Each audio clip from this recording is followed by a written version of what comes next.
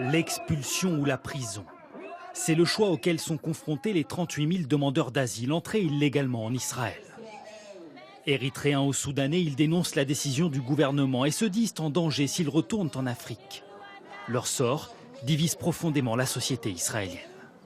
Au Parlement, les débats publics à ce sujet tournent à l'empoignade. Jugés trop virulents, certains citoyens sont expulsés de la salle. Vous devriez avoir honte, arrêtez de me pousser. L'atmosphère est électrique et les députés de la majorité se bousculent pour faire valoir leur point de vue. Ces gens sont venus ici pour trouver du travail. Ils veulent nous prendre notre pays. Alors il faut les mettre dehors. Ce n'est pas plus compliqué que ça. Une courte majorité d'Israéliens soutient la décision du gouvernement. D'autres, comme Nava Efetz, se disent prêts à héberger des demandeurs d'asile.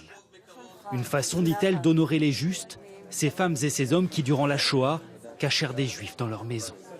Nous sommes un peuple de réfugiés. Nous sommes un peuple de demandeurs d'asile depuis 2000 ans. Vous êtes prête à cacher des gens? Oui, je le fais indépendamment en tant que citoyenne israélienne et je suis prête à payer le prix et aller en prison.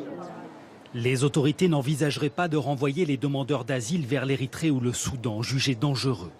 Un accord aurait néanmoins été scellé avec d'autres pays africains comme l'Ouganda ou le Rwanda, prêts à accueillir les expulsés en échange d'une coopération accrue avec l'État hébreu. Inacceptable pour de nombreux demandeurs d'asile qui disent préférer la prison en Israël à un avenir jugé incertain en Afrique.